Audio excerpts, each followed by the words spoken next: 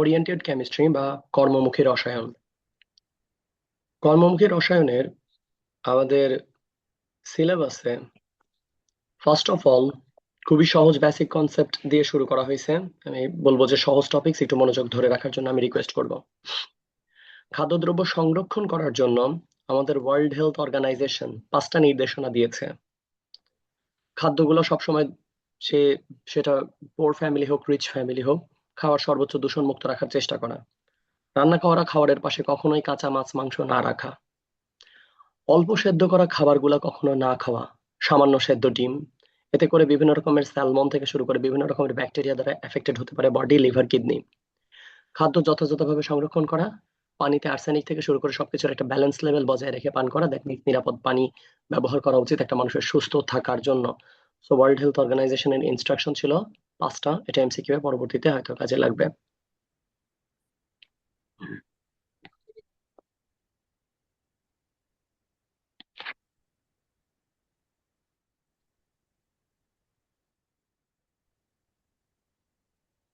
আমাদের এখানে সর্বোচ্চ গুরুত্বপূর্ণ টপিক, সর্বোচ্চ খাদ্যদ্রব্যকে আমরা চাই যেন সহজে পচনশীল না হয়। খাদ্যদ্রব্য দীর্ঘদিন কি করতে পারি, আমরা প্রিজার্ভ করতে পারি। আর সংরক্ষণ করা বা প্রিজার্ভ করার জন্যই আমরা ব্যবহার করি প্রিজারভেটিভ। প্রিজারভেটিভ বেসিক্যালি দুই প্রকার, একটা ন্যাচারাল প্রিজারভেটিভ আর একটা কেমিক্যাল প্রিজারভেটিভ। আবারও বলছি, প্রিজারভেটিভ বেসিক্যালি দুই প্রকার, একটা ন্যাচারাল প্রিজারভেটিভ, একটা কেমিক্যাল প্রিজারভেটিভ।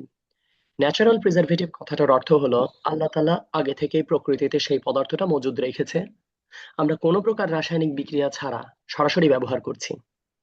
আর কেমিক্যাল প্রিজারভেটিভ প্রকৃতিরই কোনো পদার্থ বিক্রিয়া ঘটিয়ে বিশেষ রূপান্তরের মাধ্যমে আমরা যদি কোনো পদার্থে কনভার্ট করে নিয়ে ব্যবহার করি, তাহলে তার নাম হবে কেমিক্যাল প্রিজারভেটিভ।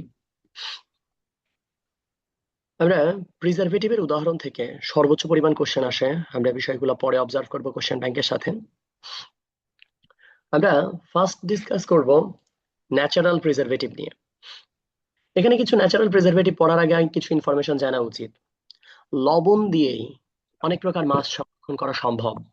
শুধু লবণ দিয়ে যদি মাছ সংরক্ষণ করা হয়, তাহলে সেটাকে কিন্তু বলা হয় কিউরিং। আমি আবারও বলছি, শুধু লবণ দিয়ে যদি মাছ বা কোনো খাদ্য সংরক্ষণ করো, তাহলে সেই পদ্ধতিকে বলা হবে কিউরিং।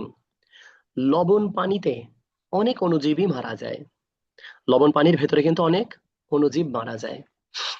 ভিনেগার, আমরা স্কুলে কিছু জৈব অ্যাসিডের সংকেত শিখেছি, যেমন methanoic acid, ethanoic acid. Ethanoic acid CH3COOH, এই ইথানোইক অ্যাসিডের 6 থেকে 10% জলীয় দ্রবণকে ভিনেগার বলে। ভিনেগার হলো ইথানোইক অ্যাসিডের 6 থেকে 10% জলীয় দ্রবণকে ভিনেগার বলে। এই লাইনটা কখনোই ভুলে যাবে না, আমার লাস্ট এমসিকিউ চ্যাপ্টার যখন শেষ হয় এটা দিয়ে শেষ হবে। ইথানোইক অ্যাসিডের 6 থেকে 10% জলীয় দ্রবণকে ভিনেগার বলে। লবণ দিয়ে খাদ্য সংরক্ষণ প্রণালীকে বলা হয় কিন্তু কিউরিং। ন্যাচারাল প্রিজারভেটিভ, তুমি কোনো প্রকার কোনো বিক্রিয়া টিক্রিয়া ঘটাইতে পারবে না। প্রকৃতিতে যা আছে সেটাই খাদ্য সংরক্ষণের জন্য যদি তুমি ব্যবহার করো, তাহলে সেটার নাম কিন্তু ন্যাচারাল প্রিজারভেটিভ। যেমন লবণ, সোডিয়াম ক্লোরাইড, জাস্ট সমুদ্রের পানিকে লবণে শুকাইলেই লবণ পাওয়া যায়। চিনি, আখের রস ভাঙায় সেটাকে জাস্ট তাপ দিলেই লবণ পাওয়া যায়। এখন তুমি সেটাকে বিক্রিয়ার মাধ্যমে মানে রাসায়নিক পরিবর্তন, এটা তুমি ডিরেক্টলি বলতে পারছো না। হলুদের গুঁড়া, এটা প্রকৃতিতেই পাওয়া যায়। তেল দিয়ে আচার সংরক্ষণ করা হয়, রসুন দিয়ে আচার সংরক্ষণ করা হয়। অ্যালকোহলের ভেতরে অ্যালকোহলের ভেতরে অনেক প্রকার অর্গানিক সতেজ থাকে। শুধু তাই না, অনেক ক্ষেত্রে মানুষের হিউম্যান বডির কোন একটা সেকশন কাটা পড়লে, কারোর ধরে একটা আঙ্গুলের একটা সেকশন কাটা গেছে, এখন এই কাটার টুকরাটাকে অ্যালকোহলের ভেতরে অথবা কোনো প্রিজারভেটিভের ভেতরে ডুবিয়ে এটা হসপিটালে নিয়ে গেলে কিন্তু ওইখান থেকেই সেলাই হয়। একটা আঙ্গুল কারোর কাটা পড়তেই পারে। সো এগুলা অ্যালকোহল একটা অনেক অনেক অর্গানকে, হিউম্যান বডির অর্গানকে পর্যন্ত একটা লং টাইম পর্যন্ত সতেজ রাখে। সরিষার তেলে আচার হয়, এটা তুমি জানো, এটা একটা ন্যাচারাল প্রিজারভেটিভ। এখন তোমার প্রশ্ন, ভিনেগার, এটা তো আমি বাজারে ভিনেগার কিনেছি এবং এটা বিক্রিয়ার মাধ্যমে তৈরি করে, এটা তোমার মনে প্রশ্ন হতে পারে। বাট আমি ভিনেগারটাকে খুব সহজভাবে বলি। তুমি যদি আঙ্গুর কিনো, আঙ্গুরটাকে শুধুমাত্র ফার্মেন্টেড করো, অর্থাৎ কিছুদিন রেখে পানির মধ্যে রেখে গাজন করলে সেখান থেকে অ্যালকোহল পাওয়া যায়। আর সেই অ্যালকোহলটা অটোমেটিক্যালি ভিনেগারে কনভার্ট হতে পারে বা সিরকায় কনভার্ট হতে পারে। সো এটা ন্যাচারালি অটো কনভার্ট হয়, যার কারণে এটাকে ন্যাচারাল প্রিজারভেটিভের আন্ডারে যাবে।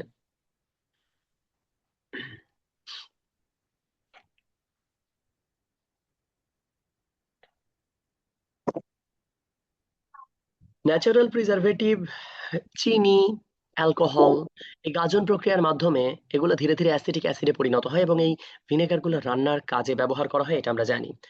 মোস্ট পপুলার ভিনেগার যেটা বাজারে পাওয়া যায় সেটার নাম হচ্ছে অ্যাপেল সিডার ভিনেগার।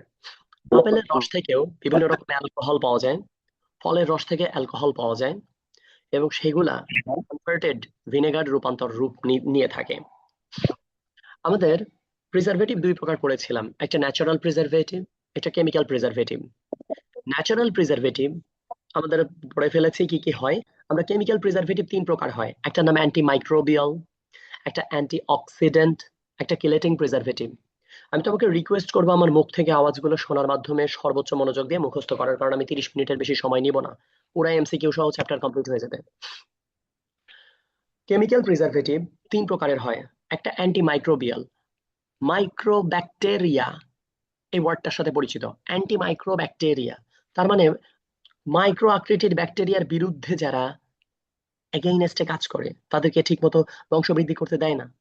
অক্সিডেন্ট মানে একটা রুটির ওপর যদি একটা ব্যাকটেরিয়া একবার অক্সিডেশন ঘটায়, অর্থাৎ সে বাতাস থেকে অক্সিজেন অ্যাবজর্ব করে সেই খাবারের ওপর যদি থ্রো করে, তাহলে তাহলে খাবারে কালো দাগ সৃষ্টি হয়, খাবারে কালো দাগ সৃষ্টি হয়।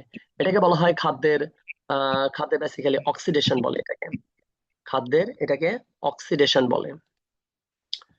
আচ্ছা, অ্যান্টিঅক্সিডেন্ট মানে হলো এমন কিছু কেমিক্যাল কেমিক্যাল কম্পাউন্ড খাদ্যের উপর প্রলেপ দেয়া থাকবে যেটা খাদ্যে মোটেও কোনো কালো দাগ সৃষ্টি হতে দেয় না।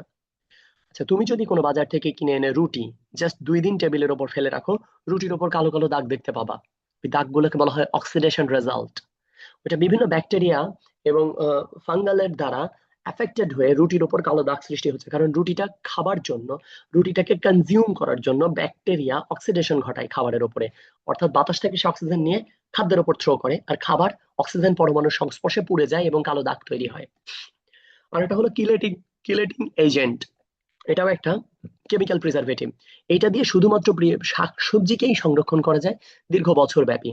তুমি যদি চাও যে পালং শাক আমি গরমের দিনেও খাবো, তাহলে তোমাকে কিলেটিং প্রিজারভেটিভ দিয়ে এটাকে সংরক্ষণ করতে হবে, নাহলে শাকসবজি তুমি চাইলে 6 মাস পরে খেতে পারবা না, অথবা দেশের বাইরে শাকসবজি পাঠাবা, এক্ষেত্রে কিলেটিং প্রিজারভেটিভ ব্যবহার করা হয়।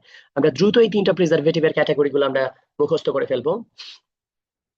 আমাদের টপিক্স এর নাম হচ্ছে অ্যান্টিমাইক্রোবিয়াল কেমিক্যাল প্রিজারভেটিভ। অ্যান্টিমাইক্রোবিয়াল তার মানে এটা ব্যাকটেরিয়ার বিরুদ্ধে এটা এগেইনস্টে কাজ করে। যেই সব খাদ্যদ্রব্যের পিএইচ 6.5 এর আশেপাশে, সেই সব খাবারে তুমি অ্যান্টিমাইক্রোবিয়াল প্রিজারভেটিভ ব্যবহার করতে পারবে। 6.5, আমরা জানি যে 7 মানে নিউট্রাল, 6.5 মানে 7 এর থেকে একটু কমেছে, কমেছে মানে কি সামান্য অ্যাসিডিক খাবার। অ্যাসিডিক খাবার কোনগুলো? তুমি কি জানো না মাংসে অ্যামিনো অ্যাসিড থাকে, অ্যামিনো অ্যাসিডের কারণে অ্যাসিডিটি লেভেল বেড়ে যায়, খাদ্য পিএইচ ভ্যালু 6.5 এ নেমে আসতে পারে।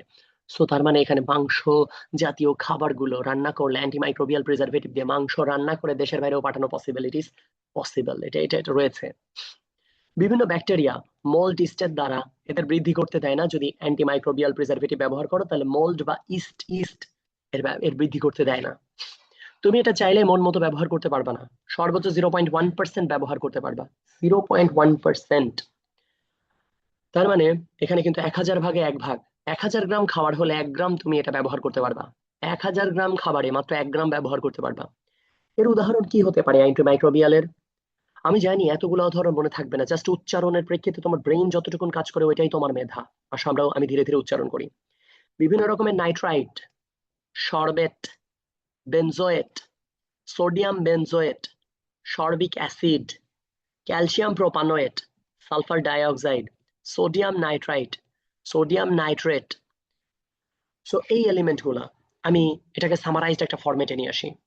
সোডিয়ামের বিভিন্ন রকম বেনজোয়েট, নাইট্রাইট, নাইট্রেট, ক্যালসিয়ামের প্রোপানোয়েট, সরবেট, এই এলিমেন্ট গুলা অ্যান্ড অ্যাসিড লাইক সরবিক অ্যাসিড, এই ধরনের কম্পাউন্ড গুলা কি কাজ করে? অ্যান্টিমাইক্রোবিয়াল প্রিজারভেটিভ হিসেবে কাজ করে। Next,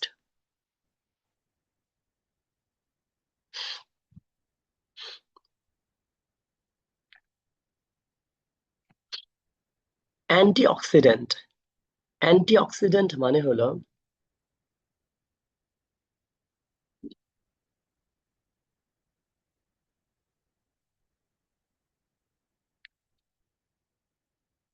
antioxidant chemical preservative. খাদ্যে বেসিক্যালি কালো দাগ সৃষ্টি হয় যদি খাদ্যে জারণ ঘটে। আর এই উপাদানটা যদি খাদ্যের ওপর তুমি এডিট করে দাও তাহলে খাদ্যে মোটেও জারণ ঘটা সম্ভব না। অ্যান্টিঅক্সিডেন্ট পদার্থের উদাহরণ vitamin E, vitamin C, BHA, BH BHT. আমি আবার উচ্চারণ করি, vitamin E, vitamin C, BHA, BHT. আমি বিএইচএ বিএইচটি বুঝলাম না, আমি ফুল ফর্ম বলবো। তুমি যদি কোনো খাবারের ওপর লেবু চিপে রাখো, ওই ভিটামিন সি যুক্ত খাবারে কোনো ব্যাকটেরিয়া, মোল্ড, ফাঙ্গাস বসে কালো দাগ সৃষ্টি করবে এটা পসিবল না। একটা শুকনা রুটির ওপর যদি লেবু চিপে রাখা হয় তাহলে ওইখানে ব্যাকটেরিয়ার দ্বারা ফাঙ্গাল ইনফেকশন হওয়া, কালো দাগ সৃষ্টি হওয়া পসিবল না। That means vitamin E, vitamin C এইগুলা খাবারের ওপরে যদি প্রলেপ দেওয়া থাকে অথবা এই যুক্তই যদি খাবার হয় তাহলে সেখানে কালো দাগ সৃষ্টি হতে পারে না। দুইটা শব্দ তো বুঝি নাই, একটার নাম বিএইচএ আর একটা নাম বিএইচটি। আসো একটু বুঝি। বিতে বিউটাইল, এইচতে হাইড্রক্সি, এতে অ্যানিসল। বিউটাইল, হাইড্রক্সি, এতে অ্যানিসল। এবার আসো বি এইচ টি। বিতে বিউটাইল, এইচতে hydroxy, T for toluene. Butyl, hydroxy, toluene. Majorly তোমাকে যে জিনিসটা মনে রাখতে হবে, এটা অ্যান্টি অক্সিডেন্ট কেমিক্যাল প্রিজারভেটিভ। এরা খাদ্যে মোটেও জারণ করতে দেয় না, খাদ্যে কোনো প্রকার দাগ সৃষ্টি হতে দেয় না।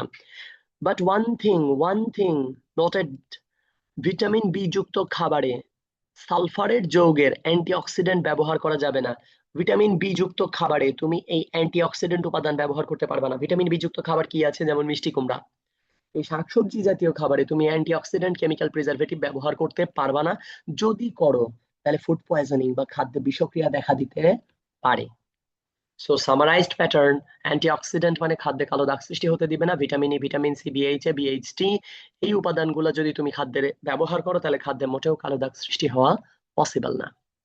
আমরা জানলাম সেকেন্ড ক্যাটাগরির কেমিক্যাল প্রিজারভেটিভ। এবার আমাদের লাস্ট ক্যাটাগরির কেমিক্যাল প্রিজারভেটিভ, যার নাম কিলেটিং প্রিজারভেটিভ। কিলেটিং প্রিজারভেটিভ তুমি যে কোনো জায়গায় ইউটিলাইজ করতে পারবা না, অনলি শাকসবজিতে ব্যবহার করতে পারবা। শাকসবজি সংরক্ষণ করে তুমি দেশের বাইরে পাঠাতে চাও, এই ক্ষেত্রে কিলেটিং প্রিজারভেটিভ ব্যবহার করা যেতে পারে। কিলেটিং প্রিজারভেটিভের উদাহরণ কি কি হতে পারে? Citric acid, lactic acid, ascorbic acid, EDTA. আমি এটাকে সামারাইজড ফরম্যাটে নেই, খেয়াল করে দেখো প্রত্যেকটা শব্দের সাথে অ্যাসিড কথাটা আছে। এবং তাও জৈব অ্যাসিড, সাইট্রিক অ্যাসিড এটা এটা এটা ইয়েতে থাকে, লেবুতে থাকে। ল্যাকটিক অ্যাসিড টক দই থাকে, দুধে থাকে। অ্যাসকর্বিক অ্যাসিড, এগুলো সবই অর্গানিক অ্যাসিড। ইডিটিএ ভাই ফুল ফর্ম বলেন? ইথিলিন, ইতে ইথিলিন, ডিতে ডাই অ্যামিন, টিতে টেট্রা, এতে অ্যাসিটিক অ্যাসিড। আমি জানি তোমার মনে থাকবে না, অপশনটা দেখলে মনে পড়বে, ওইটাই তোমার মেধা। ইডিটিএ, ইথিলিন, ইতে ইথিলিন, ডিতে ডাই অ্যামিন, টিতে টেট্রা, এতে acetic acid. Ethylene, diamine, tetra, acetic acid, EDTA. This is known as a chemical preservative or chelating preservative. Chelating preservative এটা অনলি শাকসবজিতে ব্যবহার করতে পারবা, আদারওয়াইজ মাংস, মাছ, অন্যান্য কোনো কিছুতে ব্যবহার করতে পারবে না। Word suspension. সাসপেনশন অ্যাকচুয়ালি বইয়ের যদি আমি ভাষা ব্যবহার করি তাহলে এটা তোমার মাঝে জটিলতা এবং কনফিউশন বেশি তৈরি করবে। আমি এটাকে খুবই সহজ একটা প্যাটার্নে নিয়ে যাই কথাগুলোকে। অ্যান্টাসিড, অ্যান্টাসিড সিরাপ তো কখনো না কখনো খেয়েছো। তুমি যদি পানির মধ্যে লিকুইড অ্যান্টাসিড দাও দেখবা যে সাদা সাদা দানা দানা অ্যান্টাসিডের অণুগুলো ঘুরে বেড়াচ্ছে। পানির পরিমাণ যদি বেশি হয়, অ্যান্টাসিডের পরিমাণ যদি কম হয়, এরকম দানা দানা অ্যান্টাসিড। অ্যান্টাসিড হচ্ছে গ্যাসের ওষুধও হয়, অ্যান্টাসিড ট্যাবলেট হয়, অ্যান্টাসিডের লিকুইড হয়। এটা লিকুইড 1 চামচ 1 গ্লাস পানিতে দিয়ে দেখো, দানা দানা সাদা সাদা দানা ঘুরে বেড়াচ্ছে, তুমি স্পষ্ট দেখতে পাবা। এই ধরনের লিকুইড সলিউশনকে বলা হয় সাসপেনশন। এ ধরনের লিকুইডকে বলা হয় সাসপেনশন। এটা এটা এটা যে কোনো competitive exam like BUET medical ভর্তি পরীক্ষার জন্য কিন্তু সাসপেনশন এন্ড কোয়াগুলেশন এটা মাস্ট পড়ে যেতে হয়, কারণ এগুলা এগুলা কনফিউজিং টার্ম তৈরি করে। তাহলে অ্যান্টাসিডের সিরাপ একটি সাসপেনশন। এর মধ্যে যেসব এই যে ওষুধের দানাগুলা ঘুরে, এগুলার এগুলার আকার বা ব্যাস 10⁻⁻⁶ মিটারের আশেপাশে হয়ে থাকে। সো হোপ আমি বোঝাইতে পারছি যে আসলে সাসপেনশন জিনিসটা কি। Next topics, coagulation. What is coagulation? Coagulation জিনিসটা এরকম, তুমি, তোমার সামনে এক গ্লাস দুধ রাখা হলো, তুমি মোটেও এর ভেতরে ছানা দেখতে পাচ্ছ না, বাট যারা মিষ্টি বানায় ওরা যদি এর ভেতরে একটু লেবু চিপে দেয়, তাহলে দুধে দেখা যাবে যে পানি তৈরি হবে এবং প্রচুর পরিমাণে ছানা বা ফ্যাট তৈরি হবে। আর এই ছানাগুলা পরস্পর জমাটবদ্ধ হয়ে, বা ছানাগুলা বেসিক্যালি তেল চর্বি, ছানাগুলা বেসিক্যালি তেল চর্বির অণু। এই তেল চর্বির অণুগুলো জমাট হয়ে থকথকে এরকম দানাদার পদার্থে তৈরি হয়, এবং ওই ছানাগুলাকে কালেক্ট করে মিষ্টি বানানো হয়। এই যে ছানাগুলা একত্রে যুক্ত হয়ে বড় দানাদার এই যে গুচ্ছে পরিণত হওয়া, এই প্রক্রিয়াটাকে বলা হয় কোয়াগুলেশন। কিছু বুঝলাম না, আর একটু সফট লাগবে, ওকে। লিকুইড দুধের ভেতরে তেল চর্বির অণুগুলা এরকম দানাদার ঘুরে বেড়ায়, কিন্তু তুমি খালি চোখে দেখতে পাও না। তুমি এটাতে তাপ দিলে এই তেল চর্বির অণুগুলো উপরে ভেসে উঠে একটা সরের লেয়ার দেখতে পাও। না, আমি সর খাবো না, আমি ছানা লাগবে। তুমি এর ভেতরে লেবুটা চিপে দাও, দেখবা যে দেখবা যে মুহূর্তের মধ্যে এই দুধের ভেতরে পানি আলাদা হয়ে গেছে, এবং যত তেল চর্বির অণু ছিল সব জমাটবদ্ধ হয়ে বড় তেল চর্বির অণু তৈরি করলো। এই যে, যেটাকে তুমি দেখতেই পেতে না, খালি চোখে আলাদা করতে পারত না, সবগুলো তেল চর্বির অণু বড় জমাট আকার আকার ধারণ করার এই যে প্রক্রিয়া, this is known as a coagulation.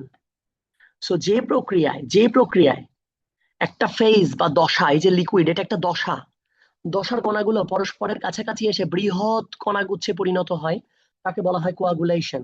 যেমন লেবুর রস দিলে দুধের বিস্তৃত তেল চর্বির অণুগুলা বড় জমাটবদ্ধ হয়। এই প্রক্রিয়াকে কিন্তু কোয়াগুলেশন বলে। আর এই যে তেল চর্বির বড় বড় দানা, থকথকে দানা, এগুলোকে বলা হয় কোয়াগুল্যান্ট। ওকে, কেমিস্ট্রি অনেক সহজ, কিন্তু বইয়ের ভাষাটা পড়তে গেলে আলটিমেটলি একটু ব্রেনে প্রেসার পড়ে। জাস্ট তুমি একটু আমার সফট ভাষাগুলো ধরার চেষ্টা করো, অনায়াসে এই চ্যাপ্টার শেষ হয়ে যাবে, মুহূর্তেই শেষ হয়ে যাবে। খুবই অল্প পড়া, মাত্র 40 পেজের স্লাইড, এবং আমি র্যাপিড রান করছি। এরপরে আহ এই যে আমাদের টপিকস এর নাম হচ্ছে মল্ট ভিনেগার। মল্ট ভিনেগার কি? তোমরা স্ক্রিনে যে চিত্রটা দেখতে পাচ্ছ যে বার্লি তোমরা দেখেছো, বার্লি, গম বলছি না কিন্তু, গমের রুটি হয়। আর জব, জব জবের যে দানা, এখানে যেটা দেখতে পাচ্ছ জব, এই জবের যে দানা, এটাকে পাউডার করে হরলিক্সের সাথে মিক্স করা হয়, যেটা আমাদের বডি ইমিউনিটি সিস্টেম গ্রোথের জন্য বেশ কাজে লাগে। তার মানে এটা হচ্ছে হরলিক্সের এলিমেন্ট, যেটা জব, নট গম। জবকে যদি তুমি পেশো, ছোট ছোট দানা হয়, ওই দানাকে বলা হয় বার্লি, ওই দানাকে বলা হয় বার্লি। আসো একটু দেখি আমরা। তো এই যে অঙ্কুরিত বার্লি বা শস্য দানা থেকে এনজাইম এবং ইস্ট এর সাহায্যে, গাজন মানে এক প্রকার পচন প্রক্রিয়ার সাহায্যে ভিনেগার বানানো হয়, তাকে মল্ট ভিনেগার বলে, তাকে বলা হয় মল্ট ভিনেগার। আমি আবারও সেন্টেন্সটা রিপিট করছি। বার্লির যে দানা হয়, গুঁড়া দানা, সেটাকে বিভিন্ন রকম এনজাইম, কেমিক্যাল কম্পাউন্ড এর ব্যবহার করে তুমি যদি এখান থেকে ভিনেগার বানাও, ভিনেগার পাইলা থেকে মল্ট থেকে। ওই অঙ্কুরিত দানাগুলোকে, যে ছোট ছোট এই বার্লির দানাগুলোকে মল্ট বলে। সো মল্টের দানা থেকে যেহেতু ভিনেগার পাবা, সেটাকে মল্ট ভিনেগার বলে। ভিনেগার বেসিক্যালি সিরকা, এটা রান্নায় ইউজ করা হয় এবং খাদ্যদ্রব্য সংরক্ষণে ব্যবহার করা হয়, তোমরা এটা সবাই জানো। তো বেসিক্যালি এটা এমন একটা পর্যায়ে গিয়ে এটা ইথানোয়িক অ্যাসিডে পরিণত হয়। ভিনেগারটা তৈরির আগের ধাপ হয় হচ্ছে অ্যাসিড। তো ইথানোয়িক অ্যাসিডের 6 থেকে 10% জলীয় দ্রবণের নামই হলো ভিনেগার। ইথানোয়িক অ্যাসিড তুমি জানো, CH3COO, এর এর 6 থেকে 10% জলীয় দ্রবণকে ভিনেগার বলে। আচ্ছা, আমি তোমাকে পার্সোনালি, এটা বায়োলজির একটা কেমিক্যাল রিয়াকশন, তোমাদের মুখস্থই আছে, আমি তারপরেও তোমাকে বলবো আমার সাথে সাথে এই বিষয়টা একটু ভালো করে দেখতে। চিনির যে সংকেত তোমরা জানো, আমরা যে ভাত খাই, ভাতও কি দিন শেষে চিনি? যে চিনিটা খাই ওটাও কিন্তু চিনি। তাহলে আখের রস থেকে ভিনেগার তৈরি করা যাবে, মল্টের গুঁড়া থেকে ভিনেগার তৈরি করা যাবে, ভাত থেকে ভিনেগার তৈরি করা যাবে। পৃথিবীর যতগুলো সোর্স থেকে অ্যালকোহল পাওয়া সম্ভব, অ্যালকোহল, ততগুলো সোর্স থেকে ভিনেগার বানানো সম্ভব।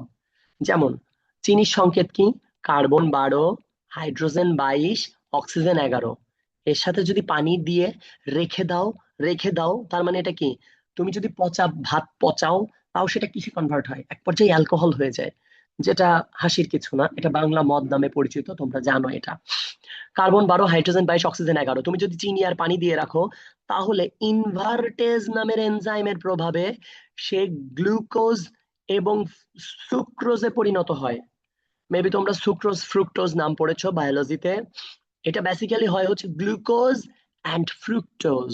গ্লুকোজ অ্যান্ড ফ্রুক্টোজ এদের কিন্তু আণবিক সংকেত একই, কিন্তু গাঠনিক সংকেত আলাদা।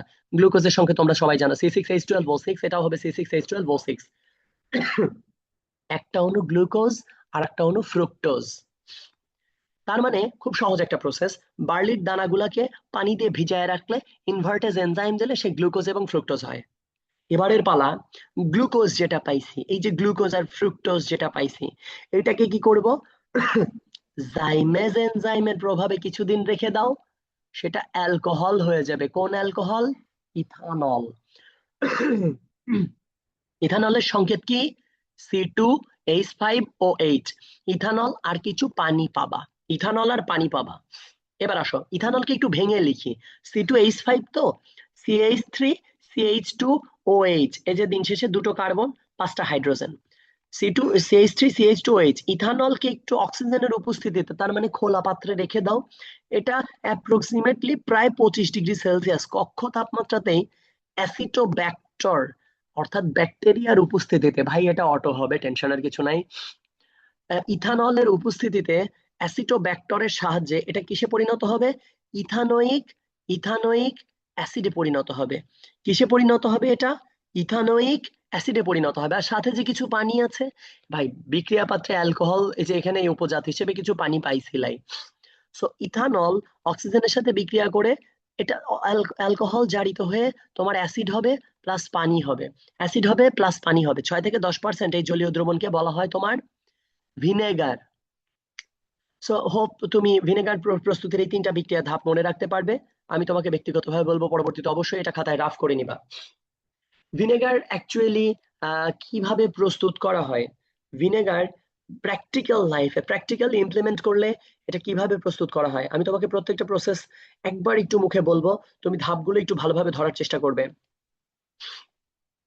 তুমি যদি চাও যে না, আমি বার্লি থেকে বানাবো না, আমি খুবই সস্তা আখের রস থেকে ভিনেগার প্রস্তুত করব, ইউ ক্যান ডু ইট। তুমি যদি চাও না, আমি ভাত পচিয়ে বাংলা মদ বা ইথানল বানিয়ে সেখান থেকে আমি ভিনেগার প্রস্তুত করব, হ্যাঁ পসিবল। তুমি যে কোনো সোর্স থেকে অ্যালকোহল পেতে পারো। আখের রস, প্রথমে তোমাকে আখের রস কালেক্ট করতে হবে, তোমাকে ফ্রেশ আখের রস কালেক্ট করতে হবে, এটা হচ্ছে প্রথম কাজ। 2, আখের রসকে ফিল্টার করে স্টিলের পাত্রে নিয়ে আগুনে জাল দিতে হবে বা ফোটাইতে হবে, যাতে অণুজীব ব্যাকটেরিয়া মারা যায়। 1, আখের রস সংগ্রহ করবা। 2, ফিল্টার ফিল্টার পেপার বা ফিল্টার বা ছাঁকনি দিয়ে ছেঁকে নিবা, স্টিলের পাত্রে নিয়ে ফুটাবা যেন ব্যাকটেরিয়া মারা যায়। 3, এর ভেতরে জটিল কিছু ব্যাকটেরিয়া ফাঙ্গাল এফেক্টেড হতে পারে, যার কারণে তোমাকে কি করতে হবে? যার কারণে তোমাকে এতে 2 থেকে 3 মিলিলিটার সালফিউরিক অ্যাসিড যোগ করতে হবে, যাতে কোনো প্রকার ব্যাকটেরিয়া জন্মানোর সুযোগ না পায়। 2-3 দিন পরেও যাতে ব্যাকটেরিয়া জন্মানোর সুযোগ না পায়। 2 থেকে 3 মিলিলিটার সালফিউরিক অ্যাসিড যোগ। তারপরে একটা লবণ দিতে হবে। কি দিতে হবে? 2টা লবণ দিতে হবে। লবণের নাম কি? অ্যামোনিয়াম সালফেট এবং অ্যামোনিয়াম ফসফেট। অ্যামোনিয়াম সালফেট এবং অ্যামোনিয়াম ফসফেট। এরপরে কিছু ইস্ট যোগ করা হয়। ভাই ইস্ট কি বুঝলাম না। তুমি একটা রুটি বানিয়ে ইস্টের কিছু গুঁড়া পাওয়া যায় বাজারে, ইস্টের গুঁড়া দিলে পরে ওই যে বেকারিতে দেখো পাউরুটি গুলো ফুলে ফেপে ওঠে, নরম হয়, সফট হয়। তুমি চাইলেও বাসাতে তো এরকম নর্মালি ওইভাবে বানানো টাফ। সো ইস্ট দিলে পরে ইস্টের কারণে ওটা ওটা ফুলে ফেপে ওঠে। ইস্ট ইস্ট সম্পর্কে তোমরা বায়োলজিতে পড়ছো, এটা এক ধরনের ছত্রাক বেসিক্যালি। হ্যাঁ, এটা এক ধরনের ছত্রাক। স্যাকারোমাইসিস সিরিভিসিয়া থেকে শুরু করে অনেক ক্যাটাগরি ছত্রাক নিয়ে তোমরা পড়াশোনা করছো, আমার থেকে ওইগুলো তোমরা ভালো জানো। তাহলে তাহলে ভিনেগার প্রস্তুতিতে ফার্স্ট ফ্রেশ আখের রস কালেক্ট করবা। 2, স্টিলের পাত্র নিয়ে ফোটাবা। 3, 2 থেকে 3 মিলি সালফিউরিক অ্যাসিড যোগ করবা। 4, 2টা লবণ যোগ করবা, ammonium sulphate, ammonium phosphate.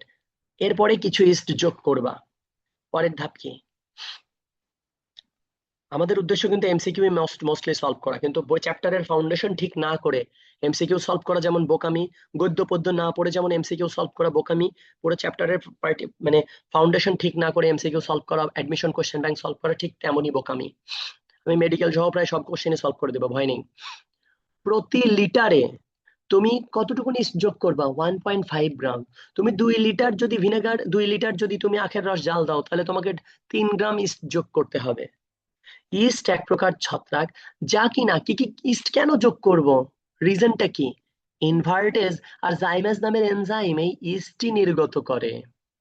Invertase আর জাইমেজ এনজাইম এই ইস্টই নির্গত করে। এখান থেকে কিছু পরিমাণ কার্বন ডাই অক্সাইড এই লিকুইডের মধ্যে পাবা বুদবুদ আকারে। সো এর 4 ভাগ পরিমাণ ইথানলের সাথে 4 ভাগ পরিমাণ ইথানলের সাথে 1 ভাগ পরিমাণ পাস্তুরিত ভিনেগার যুক্ত করা হয়। এই ক্ষেত্রে যদি তোমার কাছে আগে প্রস্তুত করা কিছু ভিনেগার থাকে, মানে বাজার থেকে কিনে আনা, সামান্য পরিমাণ মিক্সড করলে কোয়ালিটিটা ভালো হয়। আর না থাকলেও অটোমেটিক্যালি এটা হয়ে যাবে। বেসিক্যালি ফাইনাল সেন্টেন্স, 4 থেকে 6 সপ্তাহ রেখে দিলে, 4 সপ্তাহ মানে কিন্তু 4 7 28 দিন, 6 সপ্তাহ মানে মানে 1 থেকে 1.5 মাস রেখে দিলে ব্যাকটেরিয়ার প্রভাবে অক্সিজেন যুক্ত হয়ে এটা জারিত হয়ে এটা ইথানোয়িক অ্যাসিডের একটা লিকুইড সলিউশন তৈরি হয়, যেখানে প্রায় অ্যারাউন্ড 4 থেকে 6% ইথানোয়িক অ্যাসিড মাস্ট তৈরি হয়ে থাকে, যেটাকে আমরা ভিনেগার হিসেবে ব্যবহার করতে পারি, যেটা খাদ্য সংরক্ষণে ব্যবহার করা হয়। সো আমরা বুঝলাম যে অ্যাকচুয়ালি প্রসেসিংটা কি। ভিনেগার কিভাবে খাবারকে ভালো রাখে? ভিনেগার খাবারের ভেতরে দিলাম, খাবার ভালো থাকলো, বাট এটা কিভাবে possible? What's the reason behind? এটা মনে করো একটা ব্যাকটেরিয়া। ব্যাকটেরিয়ার ভেতরে, ব্যাকটেরিয়া তোমরা ওই যে ইউক্যারিওটিক, প্রোক্যারিওটিক, সুগঠিত কোষ, নিউক্লিয়াস হবে কি হবে না এগুলো তোমরা সবই জানো। আমি জাস্ট খুবই মানে সিম্পল ভাবে বলি, আমি আমি সিম্পল ভাবে বলি। ধরো এটা ব্যাকটেরিয়ার বাহ্যিক কোষ আবরণ বা সাইটোপ্লাজমিক ঝিল্লি। এখন তুমি একটা খাবার, ধরো একটা খাবার রান্না করছো, সেই খাবারের মধ্যে ব্যাকটেরিয়ার ইনফেকশন হইতে পারে, বাট তুমি কি করলা, এর ভেতরে ভিনেগার দিয়ে দিলা, সামান্য সিরকা দিয়ে দিলা, একটা কিছু পরিমাণ কিছু পরিমাণ জলপাই, দেখবা কাঁচের জারের মধ্যে সিরকা দিয়ে বাজারে বিক্রি হয়।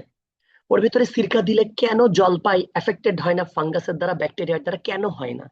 ব্যাকটেরিয়ার যে সাইটোপ্লাজম হয়, এটা অর্ধভেদ্য ঝিল্লি দিয়ে তৈরি হয়। কি ঝিল্লি? অর্ধভেদ্য ঝিল্লি। আচ্ছা, এর ভেতরে যে সাইটোপ্লাজমিক লিকুইড থাকে, এটাই এর বেসিক্যালি জীবন। আমরা যখন অ্যাসিড দেই, ইথানোয়িক অ্যাসিড, বেসিক্যালি ইথানোয়িক অ্যাসিডের জলীয় দ্রবণ, সেই ইথানোয়িক অ্যাসিড কি দেয় আমাকে? একটা হাইড্রোজেন আয়ন দেয়, এই যে হাইড্রোজেনটা ছেড়ে দেয়, আর এই যে CH3C, এই যে ইথানোয়েট আয়ন দেয় মাইনাস।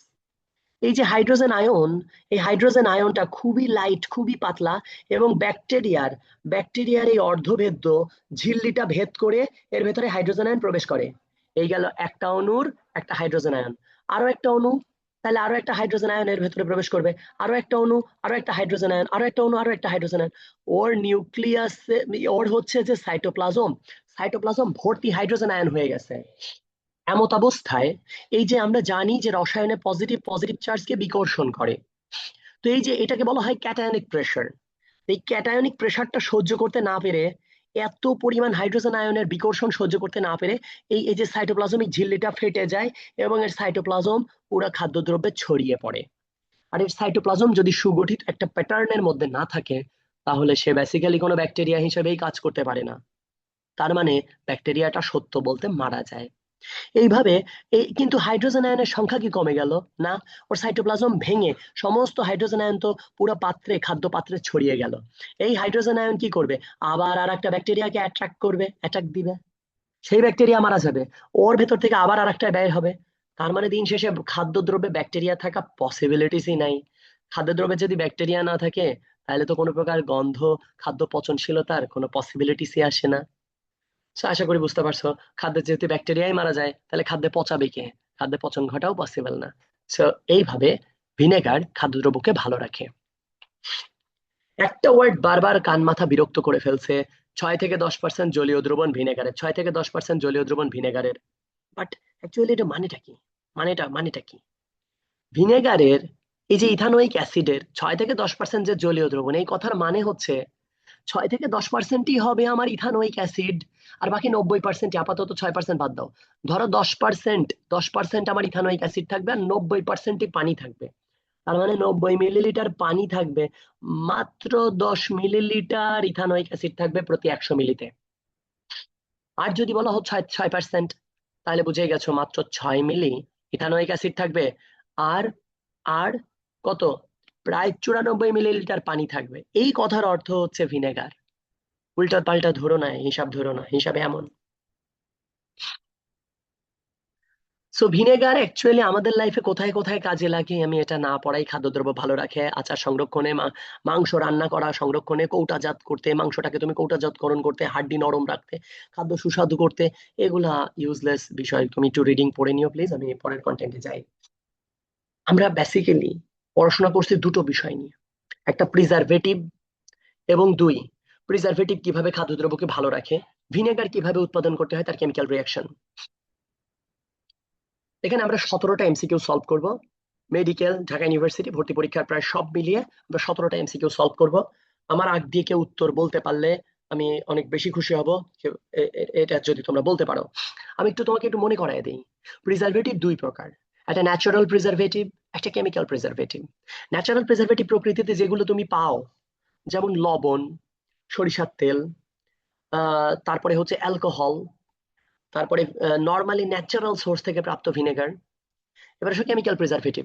কেমিক্যাল প্রিজারভেটিভ গুলা তুমি পড়ছো কি কি, তিন ক্যাটাগরির পড়ছো। একটা কিলেটিং প্রিজারভেটিভ, একটা অ্যান্টিঅক্সিডেন্ট, আর একটা অ্যান্টিমাইক্রোবিয়াল। একটা অ্যান্টিমাইক্রোবিয়াল, একটা অ্যান্টিঅক্সিডেন্ট, আর একটা কিলেটিং প্রিজারভেটিভ। অ্যান্টিঅক্সিডেন্ট কি? খাদ্যে মোটেও জারণ ঘটতে দিবে না। হ্যাঁ, এক্সেলেন্ট, যেই ঠিক দিয়েছো, আলহামদুলিল্লাহ, উত্তর সঠিক হয়েছে। আমি যাব, থ্যাংক ইউ। অ্যান্টিঅক্সিডেন্ট হচ্ছে খাদ্য মোটেও জারণ ঘটতে দিবে না।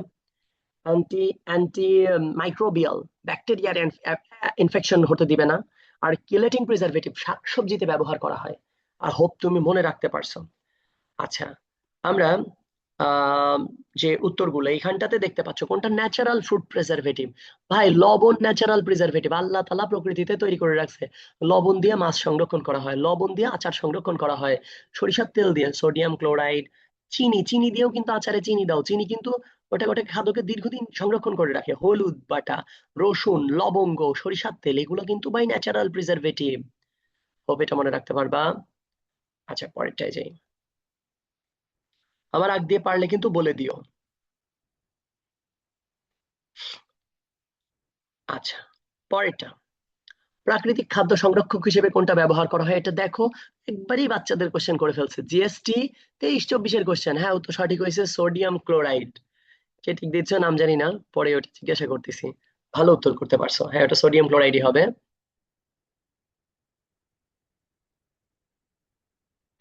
এই আগে ঠিক দিও না প্লিজ, কোশ্চেনই পড়ার সুযোগ হয়নি এখানে। রুটি, রুটি সংরক্ষণে কোন প্রিজারভেটিভটা ব্যবহার করা যেতে পারে? আসলে একটু আগে এক্সপ্লেইনটা একটু পড়ে নেই। জলীয় দ্রবণে ক্যালসিয়াম প্রোপানোয়েট যোগ করলে পিএইচ দাঁড়ায় 4.89, যেটা কিনা অম্লীয়। তোমরা খুব ভালো করেই জানো, 7-এর থেকে নিচে নামলে সেই খাবারটা অম্লীয় হয়ে যায়। তো অম্লীয় পরিবেশে তো ব্যাকটেরিয়া ঠিক মতো বাঁচতে পারবে না। তোমরা মনে হয় জানো যে ব্যাকটেরিয়া, মনে হয় তোমরা বায়োলজিতে কত পড়ছো আমি জানি না, অ্যারাউন্ড 5.5 থেকে 6.5 পিএইচ এর মধ্যে ব্যাকটেরিয়া বেশ ভালো থাকে, প্রজনন প্রক্রিয়া জারি রাখতে পারে। আদারওয়াইজ এতটা ভালো পারে না। আমরা একটু ব্যাখ্যাটা আগে পড়ে নিই। জলীয় দ্রবণে ক্যালসিয়াম প্রোপানোয়েট যোগ করলে পিএইচ দাঁড়ায় 4.89, যা 5.5 এর থেকে অনেক নিচে। এই পরিবেশে মোল্ড জাতীয় মাইক্রো অর্গানিজম বা ব্যাকটেরিয়া জন্মাতে পারে না।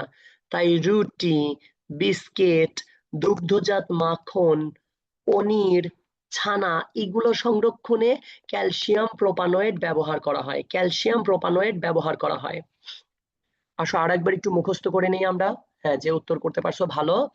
আসো একটু মুখস্থ করি। ক্যালসিয়াম প্রোপানোয়েট, এটা পিএইচ ভ্যালু কততে নামায়? 4.89 এর নিচে নামায়। এটা দিয়ে কি কি সংরক্ষণ করা হয়? রুটি, শুকনা বিস্কিট, দুগ্ধজাত মাখন, পনির, এগুলা সংরক্ষণে এটা ব্যবহার করা হয়। তাহলে calcium propanoate, calcium propanoate, hope এটা মনে রাখতে পারবা।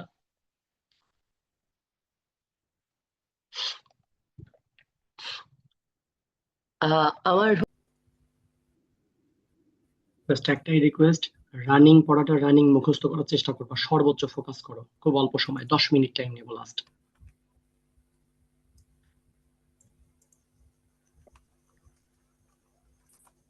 আমরা পড়াশোনা করছিলাম বিভিন্ন প্রিজারভেটিভ এর নাম নিয়ে। সো এখানে একটা প্রিজারভেটিভ কেমিক্যাল কম্পাউন্ডের নাম দিয়ে বলবে এটা কোন ক্যাটাগরির প্রিজারভেটিভ, এটা টপ মোস্ট টপিকস এই চ্যাপ্টারের। প্রিজারভেটিভের নাম: propanoic acid, sorbic acid, sodium propanoate, calcium propanoate. One thing, acid কথাটা থাকলে আর নোয়েট নোয়েট কথাটা থাকলে সেইগুলা দিয়ে, অ্যাসিড এবং নোয়েট এই ওয়ার্ড বিশিষ্ট যত যৌগ আছে সেগুলো দিয়ে ফলের জুস, জ্যাম, জেলি, পনিরের ভেতর দেয়া হয়। যার কারণে তুমি দেখবা যে বিভিন্ন রকম লিচির জেলিগুলা ওই 6 মাস বছর ব্যাপী মানুষ বাজারজাত করে। ফলের জুস, ফ্রুটিকা, বছরের পর বছর মানুষ খাচ্ছে, মেয়াদ লং টার্ম দেয়া থাকে। সো এর ভেতরে কি কি দেয়া থাকে? প্রোপানোয়িক অ্যাসিড অথবা সর্বিক অ্যাসিড অথবা সোডিয়াম প্রোপানোয়েট অথবা ক্যালসিয়াম প্রোপানোয়েট। এই দুইটা লাস্টের দুইটা লবণ আর ফার্স্টের দুইটা অ্যাসিড। কিন্তু এটা ইউজ করলে ওই খাবারটা লং টাইম প্রিজার্ভ করা সম্ভব। প্রিজারভেটিভের নাম: sodium sulphite, citric acid, not sodium sulphate, SO4 না কিন্তু SO3, citric acid, sulphur dioxide, sodium bisulphate. এই এতগুলো যৌগের মধ্যে একটা কমন জিনিস খেয়াল করছো? সবার সাথে সালফার আছে, সবার সাথে সালফার আছে, সবার সাথে সালফার আছে। আর একটা সাইট্রিক অ্যাসিড আছে, ওইটা লেবুতেও থাকে। সো সালফার বিশিষ্ট যৌগ এবং সাইট্রিক অ্যাসিড কি কাজে ইউজ করে? পাউরুটি, কৌটাজাত ফল এবং মাছ দেশের বাইরে পাঠাইতে। পাউরুটি দীর্ঘদিন সংরক্ষণ করতে, কৌটাজাত ফল কাঁঠাল কেটে দেশের বাইরে পাঠাইতে, আম কেটে স্লাইস করে আমেরিকাতে পাঠাইতে, আমেরিকা যাইতেই লাগবে লং টার্ম সময়, মাছ কেটে দেশের বাইরে পাঠাইতে। শুটকি করবা না, এটা জাস্ট মানে সেদ্ধ মাছ অথবা জাস্ট ফ্রাই করা মাছ, এটাও পসিবল। সো সালফার এলিমেন্টটা থাকলে পাউরুটি, কৌটাজাত ফল এবং মাছে ব্যবহার করা হয়, এবং এবং সাইট্রিক অ্যাসিডও ব্যবহার করা যেতে পারে। সোডিয়াম নাইট্রাইট এবং সোডিয়াম নাইট্রাইট এবং সোডিয়াম নাইট্রেট, এইটা দিয়ে কি করে? এই দুইটাই বোঝা যাচ্ছে দুইটা লবণ। এই লবণ দিয়ে কি করে? তুমি ভালো করেই জানো লবণ দিয়ে খাদ্য সংরক্ষণ প্রণালীকে কিউরিং বলে। এবং কোনো ধোঁয়া জাতীয় সালফারের সালফারের গ্যাস দিয়ে যদি কোনো খাদ্যদ্রব্যকে সংরক্ষণ করে তাহলে সেটাকে স্মোকিং বলে। আচ্ছা, এবার আসো, সোডিয়াম নাইট্রাইট এবং সোডিয়াম নাইট্রেট, এটা দুইটাই লবণ। লবণ দিয়ে কি সংরক্ষণ করবে? মাছ অথবা মাংস। এই যে মাংস আর মাংসজাত খাদ্য তুমি চাইলে সংরক্ষণে এই দুইটা সল্ট ব্যবহার করতে পারো। বেনজোইক অ্যাসিড এবং সোডিয়াম বেনজোয়েট, বেনজোইক অ্যাসিড এবং সোডিয়াম বেনজোয়েট, ভাই এগুলো সংকেত লেখেন তো। তুমি জৈব যৌগ জানো না, যার কারণে আমি সংকেত লিখছি না। এগুলো তোমার জন্য অনেক বেশি আজাব হয়ে যাবে। একটা বেনজিন বলয়, এর মাথার উপরে এখানে একটা এনএ টার্ম হবে, এগুলো অর্গানিক কেমিস্ট্রিতে সোডিয়াম বেনজোয়েটের সংকেত। এগুলো নিয়ে আমরা মাথা না ঘামাই, তুমি নামটা মুখস্থ করো, জাস্ট সেকেন্ড ইয়ারে যখন উঠবা তখন দেখা যাবে। বেনজোইক অ্যাসিড এবং সোডিয়াম বেনজোয়েট এদের ব্যবহার করলে তুমি সফট ড্রিঙ্কস, তারপরে হচ্ছে আচার, চানাচুরের মধ্যে দেখবে বিভিন্ন রকম দানাদার লবণ থাকে, টেস্টিং সল্ট থাকে। চিপসের মধ্যে সামান্য একটা সল্ট দেয়া থাকে, ভাই ওইটা জানা তেনা সল্ট না, ওটা সোডিয়াম বেনজোয়েট। ওইটা দিলে ওই চিপসের মেয়াদকাল হয়ে যায় 6 মাস 1 বছর। তাহলে বেনজোইক অ্যাসিড, সোডিয়াম বেনজোয়েট, এই জিনিসগুলো ব্যবহার করলে জুস, সফট ড্রিঙ্কস, তারপরে আচার, চানাচুর, চিপস লং টার্ম খাওয়া যায়। এটা একটা সল্ট কিন্তু সোডিয়াম বেনজোয়েট। ভিনেগার পড়ানোর কিছুই নাই, 6 থেকে 10% ইথানোয়িক অ্যাসিডের জলীয় দ্রবণ। এটা দিয়ে কি কি করে? আচার, চাটনি, সস, ভাই বিভিন্ন রকমের ইয়েতে ব্যবহার করা হয়। এটার ইউটিলাইজেশন আমার থেকে এটা ভালো জানো ব্যবহারিক লাইফে। সো হোপফুলি তুমি এটা মনে রাখতে পারছো। আমি আরেকবার যদি ভুলে না গিয়ে থাকো আমি আরেকবার মনে করাই: propanoic acid, sorbic acid, sodium propanoate, calcium propanoate, juice, jam, jelly, paneer. Sodium sulphide, citric acid, sulphur dioxide, sodium bisulphate, এই সালফার থাকলেই পাউরুটি, কৌটাজাত ফল, মাছ। সোডিয়াম নাইট্রেট এটা মাংসজাত খাদ্যদ্রব্য। বেনজোইক অ্যাসিড, সোডিয়াম বেনজোয়েট এটা সফট ড্রিঙ্কস, চিপস, চানাচুর এগুলোতে ব্যবহার করা হয়। ভিনেগার দিয়ে আচার, চাটনি, সসে এটা সংরক্ষণ করা হয়ে থাকে। আমাদের কিছু কোশ্চেন আসবে, হোপফুলি যদি মনে রাখতে পারো কোশ্চেন ভালোভাবে অ্যাটেম্প্ট করতে পারবে। আমাদের কোশ্চেনটা মেবি পড়ছো যে চিপস, চানাচুর চিপস, চানাচুর ইত্যাদি এই খাবারগুলোকে মুখরোচক খাবার সংরক্ষণ করতে কোনটা ব্যবহার করা হয়? ভাই one kind of salt which name is sodium benzoate. Sodium benzoate. So sodium benzoate, এটার কারেক্ট অ্যান্সার আসবে সোডিয়াম বেনজোয়েট, ক কারেক্ট অ্যান্সার আসবে। এরপরে এখানে কিছু ইনফরমেশন দেখতে পাচ্ছ, ইনফরমেশনটাকে খুবই ডিপলি স্লো মোশন রিডিং পড়ি আমরা।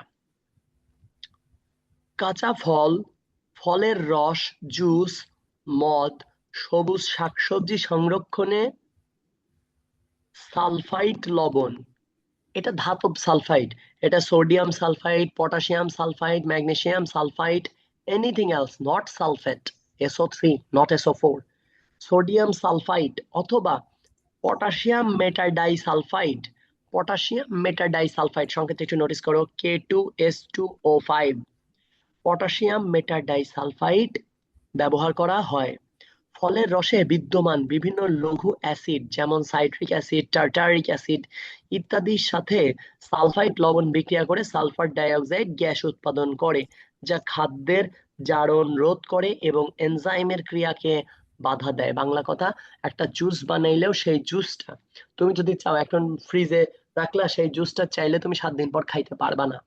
সেই জুসটাকে লং টার্ম যদি রেখে দিতে চাও বা বোতলে সংরক্ষণ করতে চাও, যেমনটা হচ্ছে ফ্রুটিকা জুস গুলা সংরক্ষণ করে, তাহলে তোমাকে অবশ্যই তোমার হাতে বানানো জুসের মধ্যে পটাশিয়াম মেটাডাইসালফাইড অথবা অথবা অথবা যে কোনো ধাতব সালফাইড যোগ করতে হবে।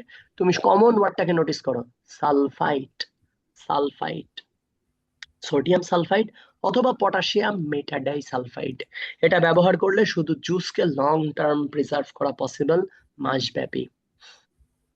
এখান থেকে ইনফরমেশন থেকে Khulna university, top most university বাংলাদেশের, সেখানে কি কোশ্চেন আসছিল, জুস সংরক্ষণে কোন পদার্থটি ব্যবহার করা হয় বলে তুমি মনে করো? অবভিয়াসলি এটা পটাশিয়াম মেটাডাইসালফাইড হবে কারেক্ট অ্যান্সার, পটাশিয়াম মেটাডাইসালফাইড হবে কারেক্ট অ্যান্সার। এরপরে আরেকটা আমরা টেবিল একটু ইয়ে করব। ধরো একটা বীজ, শস্য দানা, শস্য দানায় অবশ্যই পোকা লাগে এবং শস্য দানাগুলো ভক্ষণ করার চেষ্টা করে বিভিন্ন রকমের কীট পতঙ্গ।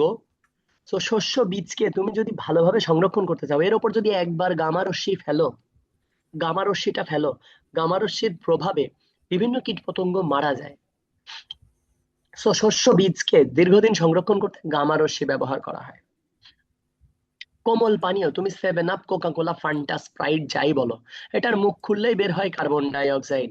এই কার্বন ডাই অক্সাইড এই কোমল পানীয়র মধ্যে থাকলে ওই পানীয়তে বিভিন্ন রকম ব্যাকটেরিয়া, বিভিন্ন রকম এটার পচনশীলতা, এটা এটা অ্যাকচুয়ালি হবে না। যেমন একটা পানি, এক গ্লাস পানি তুমি যদি ফ্রিজে বা কোথাও যদি প্রিজার্ভ করো, 15-20 দিন পর যদি সেটা খাও, সেই পানির স্মেল কিন্তু অন্যরকম হয়। একটা জগে পানি রেখে 7 দিন পর খেলে তার স্মেলটা বোঝা যায় যে এটা বাসি পানি। কিন্তু ওই 7 আপ, কোকা কোলাই খাচ্ছ 1 মাস পরে, কেউ 6 মাস পরে, মেয়াদ আর হইছে 1 বছর, ওইটা বোঝাই যায় না যে কবেকার।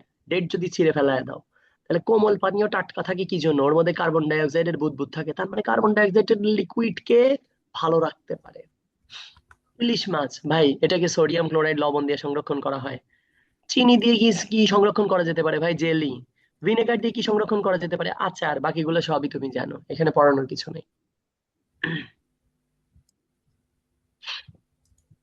আমরা যে প্রিজারভেটিভ গুলো ইতিপূর্বে পড়ে আসছি, আমি প্রিজারভেটিভটা আরো একবার তোমাকে ভালোভাবে বলতে চাই। উদাহরণগুলো, অ্যান্টিমাইক্রোবিয়াল প্রিজারভেটিভ, বেনজোইক অ্যাসিড, শুধু শুনো যতটুকুন মনে থাকে, benzoic acid, sodium sorbate, citric acid, acetic acid, nitrate, nitrite লবণ ইত্যাদি অ্যান্টিমাইক্রোবিয়াল প্রিজারভেটিভ বা এজেন্ট হিসেবে কাজ করে। অ্যান্টিমাইক্রোবিয়াল হচ্ছে ব্যাকটেরিয়ার এগেইনস্টে কাজ করে।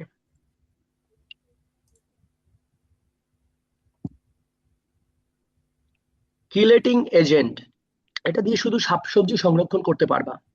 এটার উদাহরণ পড়াইছিলাম EDTA, ethylene diamine tetraacetic acid. Ethylene diamine এই কিলেটিং এজেন্ট হিসেবে ব্যবহার করা হয়, এটার সাথে তোমরা অলরেডি পরিচিত।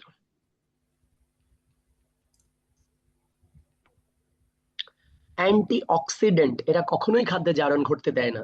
অ্যান্টিঅক্সিডেন্টের উদাহরণগুলা কি কি ছিল? BHA, ভাই ফুল ফর্ম কি? Butyl hydroxy anisole.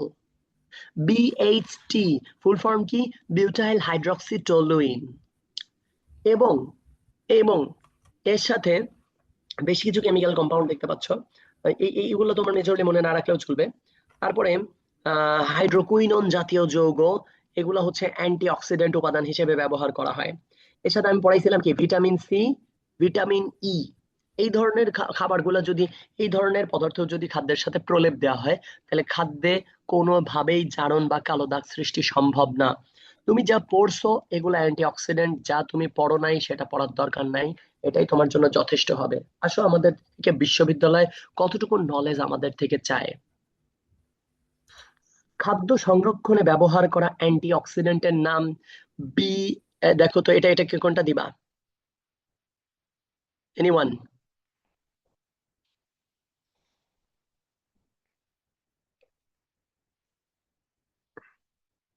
কেউ পারো না?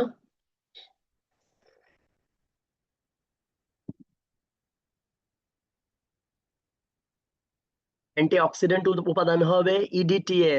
ইডিটিএ এর ফুল ফর্ম কি? Ethylene diamine tetra acetic acid. এটা এটা এটা পড়ছিলা, এটা পড়ছিলা কোথায় দেখি, জাস্ট মিনিট, রং কনসেপ্ট বললাম। এটা হবে বিএইচএ আর বিএইচটি, সরি, ইডিটিএ হচ্ছে তার আগের ভার্সন পড়ছিলাম। অ্যান্টিঅক্সিডেন্টের মধ্যে ছিল হচ্ছে বিএইচএ আর বিএইচটি, বিউটাইল হাইড্রক্সি অ্যানিসল আর বিউটাইল হাইড্রক্সি টলুইন। আর ইডিটিএ যেটা পড়ছিলা এটা হচ্ছে কিলেটিং প্রিজারভেটিভ। ইডিটিএ ব্যবহার করা হয় হচ্ছে শাকসবজি সংরক্ষণের জন্য।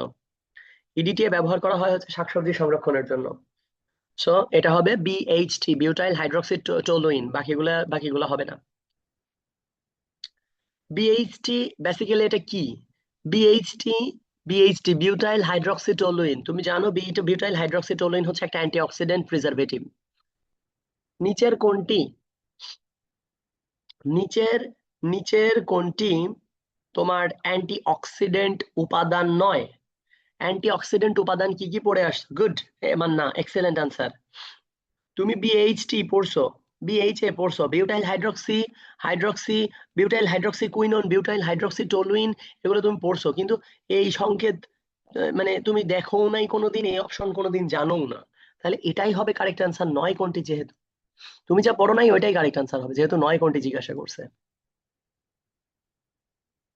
আচ্ছা, অ্যাসকর্বিক অ্যাসিড কোন প্রকৃতির হবে? জানা থাকলে বলতে পারো, anyone, rapid. Ascorbic acid, ascorbic acid, acid গুলা কি ব্যাকটেরিয়ার এগেইনস্টে কাজ করে না? ব্যাকটেরিয়ার এগেইনস্টে কাজ করে, খাদ্যে অক্সিডেশন ঘটতে দেয় না। সেটা কি হবে? অ্যান্টি অক্সিডেন্ট হবে, অ্যান্টি অক্সিডেন্ট। এরপরে আমরা একদম শেষ অংশের দিকে পৌঁছে গেছি, একটু ফোকাস করো। এখানকার একটা অত্যন্ত গুরুত্বপূর্ণ information, ethylene glycol. Ethylene glycol বা ইথিলিন গ্লাইকল দেখতে কেমন? আচ্ছা, ইথিলিনের সংকেতটা একটু আঁকি। ধরো এই যে পাশাপাশি দুইটা কার্বন, পাশাপাশি কয়টা কার্বন? দুইটা কার্বন। এর গায়ের সাথেও একটা অ্যালকোহলের মূলক ওএইচ থাকবে, এর হাতেও একটা হাতে ওএইচ থাকবে, আর বাকি দুটো হাতে দুটো হাইড্রোজেন থাকবে। এটার নাম হচ্ছে ইথিলিন গ্লাইকল। তো ইথিলিন গ্লাইকল কি করে, ইথিলিন গ্লাইকল কি কাজে লাগে, এটা এটা এটা টপ মোস্ট একটা টপিকস। ইথিলিন গ্লাইকল অ্যান্টিফ্রিজ হিসেবে, কি হিসেবে? অ্যান্টিফ্রিজ হিসেবে কাজ করে। অ্যান্টিফ্রিজ, ফ্রিজ মানে কি? ঠান্ডা হয়ে যাওয়া। অ্যান্টিফ্রিজ মানে কি? ঠান্ডা হইতে না দেয়া। অ্যান্টিফ্রিজ হিসেবে ব্যবহৃত হয় কারণ এটা পানির হিমাঙ্কের মান কমিয়ে দেয়, বরং স্ফুটনাঙ্কের মানকে বাড়িয়ে দেয়। মানে পানির গলনাঙ্ক 0 ডিগ্রি সেলসিয়াস থেকেও চেঞ্জ করে দেয়, পানির স্ফুটনাঙ্ক 100 ডিগ্রি সেলসিয়াসকেও চেঞ্জ করে দেয়। কে করে? Ethylene glycol. এটার নাম কি? অ্যান্টিফ্রিজ উপাদান। এটা কিভাবে করে? সাধারণত পানির হিমাঙ্ক 0 ডিগ্রি, তবে ইথিলিন গ্লাইকল পানির সাথে মিশিয়ে দিলে -12 ডিগ্রির কমে তুমি বরফ বানাইতেই পারবা না।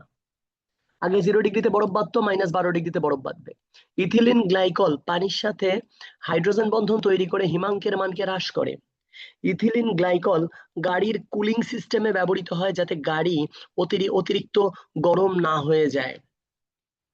সো এখানটাতে বুঝতে পারছো যে ইথিলিন গ্লাইকল এটা একটা অ্যান্টিফ্রিজ হিসেবে কাজ করে, পানির পানির হিমাঙ্ক এবং স্ফুটনাঙ্ক দুটোকেই চেঞ্জ করে ফেলে, দুটোকেই চেঞ্জ করে ফেলে। আসো পরের কন্টেন্টটা একটু দেখি। এটা একটা ভর্তি পরীক্ষায় কোশ্চেন জিজ্ঞাসা করেছিল, নিম্নের কোনটি অ্যান্টিফ্রিজ হিসেবে ব্যবহার করা হয়?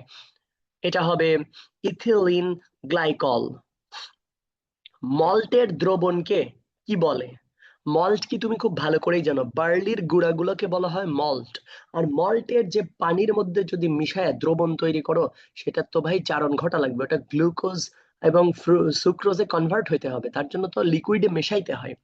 লিকুইডে মেশাইলে সেটা দ্রবণ হয়, আর সেই দ্রবণকে বলা হয় মল্টে ওয়ার্ট। সেই দ্রবণকে বলা হয় হচ্ছে ওয়ার্ট। সেই দ্রবণকে বলা হয় হচ্ছে ওয়ার্ট। আবারও বলছি, মল্টের তুমি মল্টের দ্রবণকে কিন্তু বলা হয় হচ্ছে ওয়ার্ট। মল্টের দ্রবণকে কি বলে? ওয়ার্ট বলে। এরপরে আসো, আখ থেকে আমরা একটু ব্যাখ্যাটা পড়ে নিই। আখ বা খেজুরের রসে 16 থেকে 20% থাকে সুক্রোজ অথবা চিনি।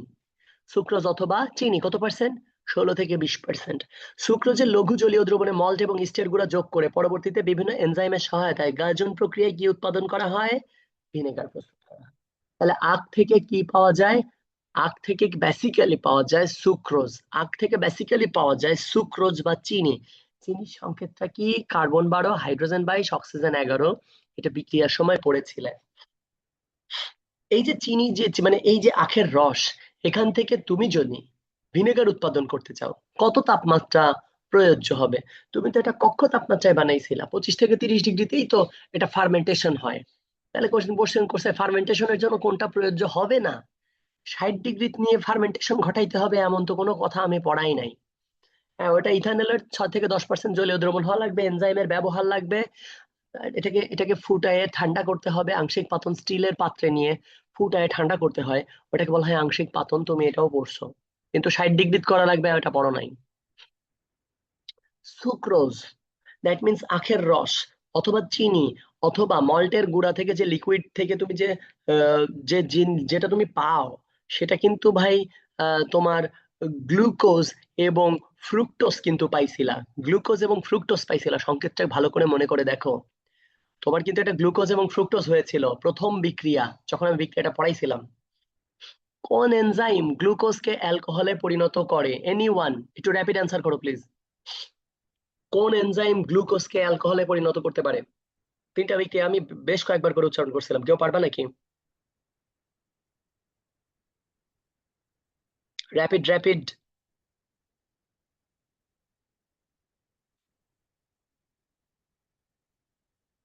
কোনো টেক্সট আসে নাই।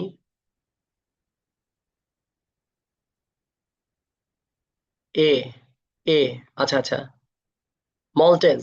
ওকে, দেখি কি অবস্থা।